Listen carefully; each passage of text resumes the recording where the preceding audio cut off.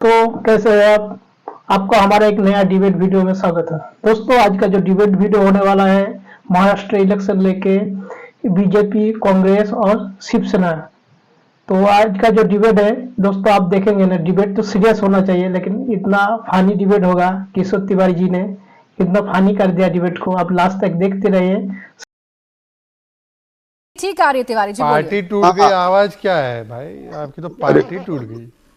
अरे ये 100 रुपए की बनियान पहन के पार्टी का प्रचार कर रहे हैं, तो रुक जा थोड़ा, मुझे बोलने दे। मैं बनियान नहीं पहना, रुकना टी शर्ट में आया। अरे भाई, ये दो पॉलिटिकल एनालिस्ट और शहजाद। अब मैं पॉलिटिकल अधिकृत प्रवक्ता हूँ। बोलिए ना, बोलिए। मैं शिवसेना की बात कर रहा हूँ। ये जो शहजाद नोमानी वगैरह है, ये बीजेपी की एक स्क्रिप्टेड उन्होंने डिमांड चैप्टर रखी, और मैं मेरी पार्टी की भूमिका रखता हूं कि कोई भी रिलीजियस रिजर्वेशन महाराष्ट्र में अलाउ नहीं होगा, और ऐसी कोई केसेस वेसेस विड्रा नहीं होती जो सीरियस नेचर की हो और कम्युनल वायलेंस में इन्वॉल्व हो। चलो, ये दो मुद्दे हुए। तीसरा मुद्दा, जब हम बीजेपी के साथ थे और कांग्रेस का कट्टर विरोध करते थे, और चुनाव के इसमें एक पॉलिटिकल अपनी स्टाइल रहती है बात करने की। जैसा मोदी जी ने कहा कि नेचुरली करप्ट पार्टी है, शरद पवार ने 70,000 करोड़ का भ्रष्टाचार किया है, दूसरे दिन पार्टी में लेके उन्हें फाइनेंस मिनिस्टर बना दिया। अब मैं बताता हूं कि बाला साहेब ठाकरे के अतीत में कब रहेंगे। एक तो ये 1640 में जाते हैं या 2012 में जाते हैं। आज की परिस्थिति, इनका एक बहुत अच्छा डायलॉग है। अब प्राची, ये डायलॉग तो तुमने सुनना चाहिए कि ये कहते, ये डायलॉग तो सुनो। ये कहते हैं बार बार, बाला ठाकरे का एक टेप बजाते हैं कि उन्होंने कहा था, मेरी पार्टी चुनाव प्रचार में कहा था, चुनाव प्रचार में बाला साहेब बहुत ही अपने ही रंग में रंगे रहते थे। तो बाला साहब ने कहा कि मेरी पार्टी अगर कांग्रेस के साथ जाएंगी तो मैं मेरी दुकान बंद कर दूंगा। हो गया, उनकी दुकान बंद कर दिए। हमारे पास आउटडेटेड माल था, वो बीजेपी को दे दिया पूरा। बीजेपी उठा के भी लेगी और अच्छे दाम में लेगी। और अभी हमने नए सिरे से चालू किया है। नई सिरे से अगर चालू करेंगे किशोर तिवारी जी, तो बाला साहब ठाकरे वाली शिवसेना थोड़ी ना पीछे छूट जाएगी। उनका ये बयान कैसे जस्टिफाई करिएगा कि दुकान बंद कर देंगे? एक सवाल मेरा है सर, एक सवाल मेरा है। बोलने देना, ऐसा नहीं होता। आप है ना, हमको डिबेट में बुला के किशोर तिवारी ये चुबराता हो या शहजाद हो, इनकी बातें सुनने के लिए नहीं आते हो। हमारी बात जाने दो। किसी की बात नहीं सुन रहे थे आप, किसी की बात। अभी सुब्राष्टा जी तो बोली भी नहीं है, अकाउंट में नहीं, अभी तो बोली भी नहीं है। तिवारी जी, एक मिनट, आपने बाला साहब ठाकरे का जिक्र किया। आखिरी दिन हमको लाके बिठाया और हमको बातें सुना रहे हो। मेरी बात जाने दो, मेरी पार्टी का वर्षन जाने दो। खड़गे जी ने कहा, आरएसएस के बारे में मेरी पार्टी को इंडोर्स नहीं करती। हमें सुनो मेरी बात, आरएसएस में मैं था नहीं, आरएसएस में हूँ। अरे भाई, आप भी साफ निकले। अरे मुझे पूरा बोलने देना। आप साफ तो नहीं हो ना? और 100 रुपए की बनियान वाले, मुझे बोलने देना। अरे मैं बनियान नहीं है ये, चलिए साफ तो नहीं है ना। अच्छा, रुकते हैं किशोर तिवारी जी। देखिए, हम अपने डिबेट के स्तर को इतना ना गिराएं ना कि बाकी दर्शक भी देखते हैं। और आप इतनी बड़ी पार्टी को रिप्रेजेंट करते हैं, बाला साहब ठाकरे वाली पार्टी को आप रिप्रेजेंट करते हैं, जैसा आप कह रहे हैं, तो कम से कम शब्दों का चयन ठीक तरीके से करते हैं। और तिवारी जी, आप पूरा बोल रहे थे। किशोर तिवारी जी, आप पूरा बोल रहे हैं। देखो, वो एक एंकर, तुम एक, वो एक बीजेपी के प्रवक्ता, तुम एक बीजेपी प्रवक्ता। कौन क्या है, इसे बाद में तय कर लूंगी। कौन क्या है, इसे बाद में तय कर लूंगी। और ऐसा क्या हो गया किशोर तिवारी जी, कि आज आपके चेहरे की मुस्कान गायब है? तनाव है। आप कौन सा तनाव लेकर बैठे हैं? जो मुस्कुराकर तिवारी जी बात किया करते थे, आज तनाव में बात कर रहे हैं तिवारी जी। अरे मना करिए ना, आप एंडोर्स नहीं करते तो आपने आपत्ति जताई क्या मल्लिकार्जुन खड़गे के सामने? ये बयान आपके नेता का कि आपने गलत बोला। अरे मैं आगे भी पूरी बात कर रहा था ना, हाँ, बोलिए। बीच में टूट पड़ते हो। मेरी है ना, रिदम टूट जाती है। शहजाद तो पढ़ता है केवल। शहजाद को जो लिखा रहता है, बोलिए ना सर, बोलिए, कंप्लीट करिए, समय जा रहा है। देखो बीजेपी में भी नितिन गडकरी तरीके नेता है, जो 40 ओबीसी नेता है जिन्होंने कहा कटेंगे बटेंगे नहीं चलेगा। हमें बीजेपी में मोदी, योगी, शाह और देवेंद्र फडणवीस, इनसे ही हमारा झगड़ा है। आज भी उनको हटा दे तो हमको कोई बीजेपी से झगड़ा नहीं है। ये शहजाद वगैरह तो हमारे तरफ से उधर गए हैं। अच्छा चलिए ठीक है। अब किशोर तिवारी जी, आ गई आपकी बात। आप जब आते हैं ना कंफ्यूज करके जाते हैं। मुझे लगता है तहसीन भी आपकी बातों पर कैसे रिएक्ट करें उन्हें खुद समझ नहीं आता है। अब आप इधर हैं या इधर हैं, आप किसके साइड हैं? आपकी ना तो स्माइल बता पाती है ना आपके शब्द बता पाते हैं। आपने जिक्र किया था सुब्राष्टा जी का, जो अभी तक बोली नहीं थी, उससे पहले ही आप कह रहे थे कि वो बोलने लगती है। मैं अब जवाब ले लेती हूँ उनसे। कम्युनल है आरएसएस, जैसे तहसीन पूनावाला जी ने कहा कम्युनल है आरएसएस, और कम्युनल को कम्युनल कह देना कौन सा पाप हो गया, कौन सा गुनाह हो गया, या जहरीला सांप कह देना बीजेपी और आरएसएस को, ऐसी क्या बात हो गई? ऐसे बयान तो बीजेपी भी देती है। प्राची जी, काफी दिनों के बाद मैं आपके शो पे आई हूं, तो मैं शो की शुरुआत में ही कहना चाहती हूँ कि आपके दर्शकों को नमस्कार। आप ही के शो में अभी तिवारी जी, जिनको पता नहीं मेरा कौन सा वक्तव्य उन्होंने कब सुन लिया, उन्होंने ही कहा कि वो आरएसएस के मेंबर हैं। आप इन्हीं से पूछ, ये प्रश्न जो आप मुझसे पूछ रही हैं, मैं इसलिए इसका जवाब नहीं, पहले मैं एक दो जवाब ले लेना चाहती हूँ कि क्या महिलाओं को आजादी है आरएसएस के अंदर बोलने की? ये वर्जन उन्हीं लोगों का है जिस तरफ से ये आक्षेप आ रहा है। तो अगर आजादी है तो मैं पूछना चाहती हूँ तिवारी जी से कि आप तो खुद ही आरएसएस के मेंबर हैं, खुद ही आपने अभी कहा है शो पे, तो क्या आप सांप हैं? क्या आप उस बयान से समर्थन रखते हैं? अगर नहीं रखते तो फिर संघ के बारे में इतनी बड़ी बात बोलना है। तिवारी जी को मैं बहुत गंभीर पॉलिटिशियन मानती हूँ, ये हल्के में कोई बात नहीं कहते। ये इनका कहना कि मैं संघ से ताल्लुक रखता हूं का अर्थ यह है प्राची जी कि संघ में सभी पॉलिटिकल पार्टीज में संघ के कार्यकर्ता हैं, जो अपने आप को संघी कहते हैं, वैसे लोग हैं। तो मैं पूछना चाहती हूं कि ये जो गठबंधन बना है, इंडी गठबंधन बना है भाजपा प्लस को हराने के लिए, क्या वो सभी संघ के कार्यकर्ता इस बात से इत्तेफाक रखते हैं?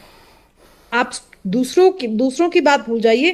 कांग्रेस के अंदर अभी किशोर जी कह रहे थे कि तहसीन तो शहजाद हमारी तरफ से गए हैं। अरे बहुत लोग आपकी तरफ से भी आए हैं। एक बार उनसे भी पूछ लीजिए कि ये जो बयानबाजी की गई है वो उससे अग्री करते हैं या नहीं करते हैं। देखिए प्राची जी, इस तरीके की जो बयानबाजी है संघ को लेकर के आक्षेप लगाना, वो भी महाराष्ट्र चुनाव के पहले, ये एक सोची समझी राजनीति है।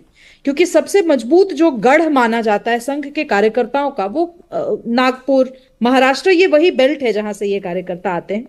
तो ये कहीं ना कहीं उस ग्राउंड लेवल पर वो टेंशन फोमेंट करने की बात है। मूल मुद्दा ये है कि अगर खड़गे जी ऐसा बोल रहे हैं, एक नेशनल नैरेटिव बनाने की कोशिश कर रहे हैं, तो क्या नेशनल इंटेलेक्चुअल्स जिनको इंडी गठबंधन मानती है, या जो नेशनल इंटेलेक्चुअल्स अपने आप को इंडी गठबंधन का पार्ट मानते हैं, क्या वो सही में आरएसएस के रोल को इस तरीके से देखते हैं?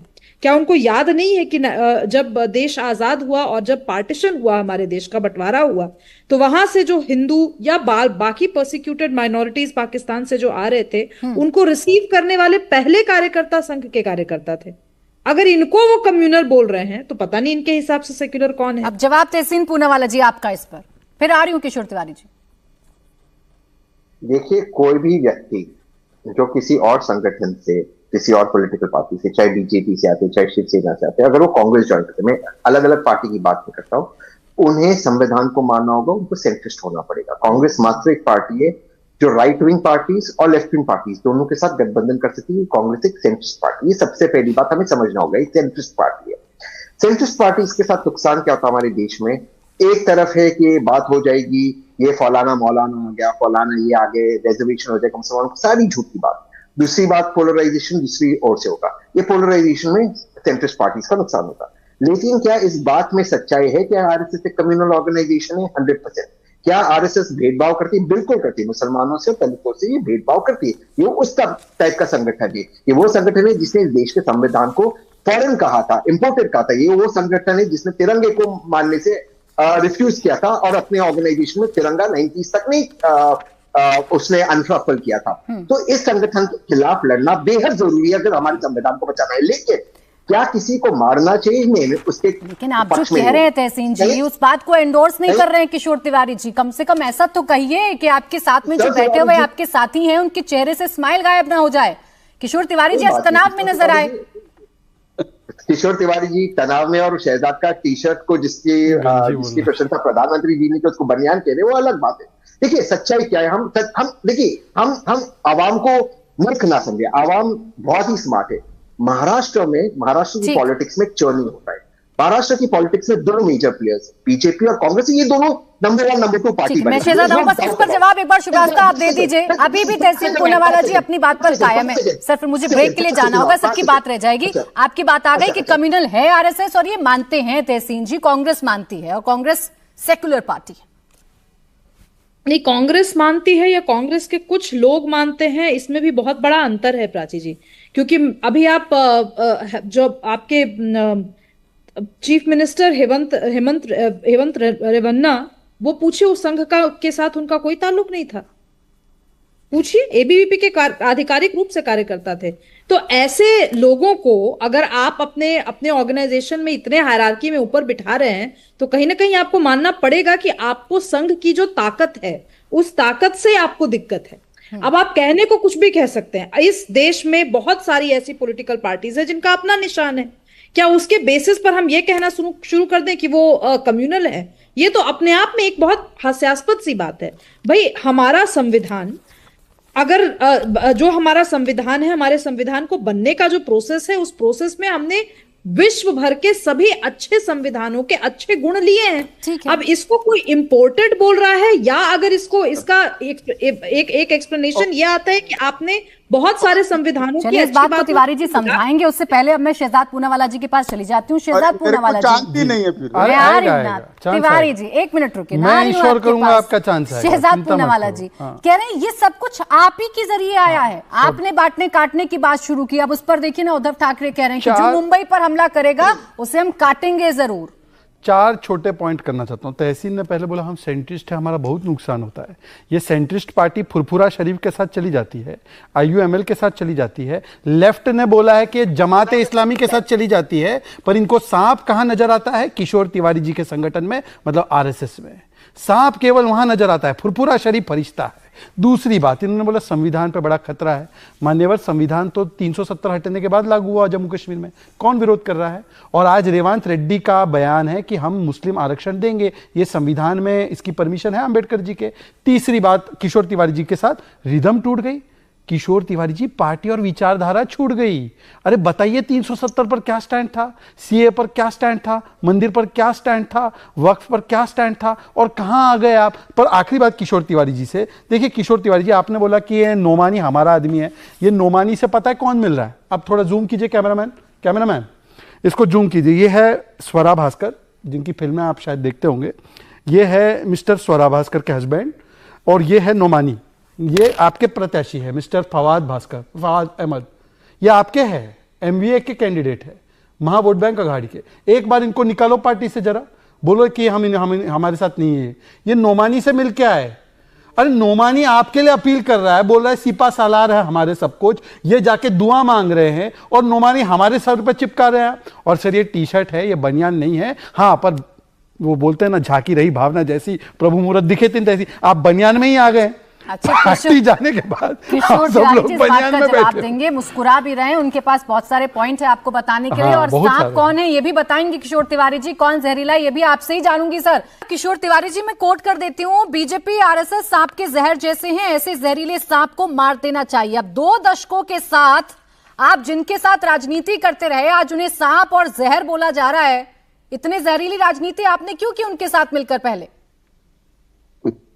एक बात मैं बोलूं, एक तरफ तो मैं जब खरगे जी का भाषण सुनता हूं तो मुझे भीमराव आंबेडकर या बाबा साहब आंबेडकर उसमें दिखते हैं। एक बात मैं बताता हूं, हम बीजेपी के साथ 28 साल रहे, और हमारा प्रमुख पार्टी जिससे हमारा झगड़ा था और जिससे हमारा राजनीतिक विरोध था वो कांग्रेस थी। तो आप कई क्लिप निकाल के देख सकते हैं कि जिसमें हमने इलेक्शन के दरमियान या हमारी बाजू रखते हुए बात की है। लेकिन हमारा कांग्रेस से जो नाता है वो अभी का है, 2-2.5 साल का। अब हमने उनकी ट्यूशन लेना चालू किए। हमने सावरकर पे ट्यूशन ले ली, सनातन पे ट्यूशन ले ली। अब क्या है, चुनाव का समय है। चुनाव के वक्त ट्यूशन लेने में जाएंगे तो चुनाव हार जाएंगे हम। तो मैं एक बात बताता हूँ कि तहसीन के खुद के विचार है, लेकिन मैं आरएसएस में हूँ, मैं वहां का 3rd ईयर ट्रेंड हूँ और वहां का है ना प्रचारक भी रहा हूँ। तो मैंने कभी किसी को जहरीली बातें सिखाई नहीं। तो ये क्या है, बीजेपी में ये जैसे नरसंहार करने वाले 2 नेता है बड़े। किशोर तिवारी जी, लगता है आपका स्टूडेंट बड़ा वीक है। इतना ट्यूशन देने के बावजूद उससे कोई ना कोई गलती हो ही जा रही है। एक बात क्लियर कर दीजिएगा किशोर तिवारी जी, ये देखो प्राची, ऐसे तो नहीं होगा ना कि मैं बिल्कुल बीच में ना हूँ, आपसे बिल्कुल काउंटर क्वेश्चन ना करूं। किशोर तिवारी जी, प्राची मुझे प्राची आप बोलिए ना, लेकिन आप ही बोलते रहेंगे। मैं आपको याद दिला दूं, डिबेट है, ये मंच नहीं है रैली का कि सिर्फ आप ही आप बोलेंगे। अब मेरी बात सुनिए, मैं आपसे कह रही हूं कि आपने साफ कह दिया कि आप ट्यूशन दे रहे हैं कांग्रेस को। सावरकर पर माफी बता दीजिए एक बार कांग्रेस की, और दूसरा जो जहर कह रहे हैं आरएसएस को, वो जहरीले हैं या आरएसएस जहरीली है, ये बता दीजिए। नहीं देखो, बीजेपी में कुछ नेता जहरीले है, और बीजेपी में अटल बिहारी वाजपेयी थी, लाल कृष्ण आडवाणी है, मेरे 2 मुरली मनोहर जोशी जी है। ये लोग बहुत ज्यादा, नितिन गडकरी है अभी। मैं बता रहा हूँ, पंकजा मुंडेश्वरी के भी नेता है। तो ये लोगों को वोट मिलेंगे, लेकिन ये नफरत फैलाने वालों को महाराष्ट्र में जनता रिजेक्ट करेंगी। मैं अभी बता रहा हूँ, महाराष्ट्र में एक ही नेता है। मतलब देखो एक मैं बताता हूँ, मुझे तुम 3 सेकंड बोलने देंगी या 1 मिनट बोलने देंगी या 2 मिनट बोलने देंगी? मुझे कुछ एक बार बता दो। प्राची, मैं तुम्हारा बहुत बड़ा फैन हूँ, लेकिन तुम है ना नहीं तिवारी जी, मेरे फैन होने की जरूरत नहीं है। आप एक पार्टी के नेता के तौर पर यहाँ बैठते हैं, प्रवक्ता के तौर पर बैठते हैं, मुझे वही ठीक है सर। आप अपनी पार्टी की लाइन लीजिए सिर्फ, और पार्टी की लाइन क्या है वो बता दीजिए। अब ये मैं तय नहीं कर सकती कि आप 3 सेकंड बोलेंगे, आप 3 मिनट बोलेंगे। खैर, तहसीन पूनावाला जी, इतना ट्यूशन देते हैं किशोर तिवारी जी, उसके बाद भी समझ में नहीं आता, उसके बाद भी गलती पे गलतियां करते जाते हैं आप लोग। मुझे पूरा बोलने दो ना जरा। प्रकट हो गया, रोक लिया था। कहाँ से प्रकट हो गया? कनेक्शन टूटा था। 1 सेकंड, तहसीन पूनावाला जी, सब कुछ टूट ही रहा है इनके यहाँ पे। देखिए, मैं दो चीज किशोर जी, थोड़ा सा दोनों साथी है, तय कर लो किसको बोलना है भाई। बोलिए तहसीन जी। तिवारी जी 1 सेकंड, मैं आ रही हूँ फिर आपके पास, पूरा मौका दूंगी।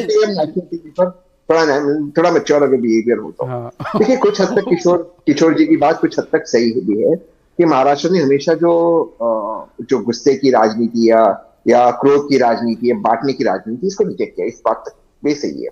लेकिन जो अहम चीज वो कहना चाहते हैं कि कांग्रेस को ट्यूशन दे रही, मुझे लगता है एक चुनाव के वक्त इन शब्दों की कोई जरूरत नहीं होती। शिवसेना उद्धव ठाकरे ग्रुप वो ग्रुप है, शायद प्लीज अगर आप अपनी कमेंट्री प्लीज बंद करेंगे।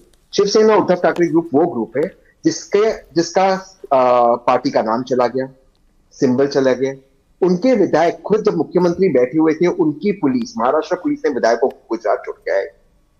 अगर सरकार गिरने की एक वजह माननीय मुख्यमंत्री ने फेसबुक पे रेजिग्नेशन दिया, तो ये पार्टी के पास कुछ, अगर इस पार्टी को आज वोट मिलता है, आज शिवसेना ग्रुप को जो वोट मिलता है, उद्धव ठाकरे ग्रुप को, वो कांग्रेस का कोर वोट मिलता है, वो मुसलमानों का वोट मिलता है, दलितों का वोट मिलता है। आज उनका जो वोट बैंक था, जो हिंदुत्व का वोट बैंक था, वो बीजेपी के पास गया।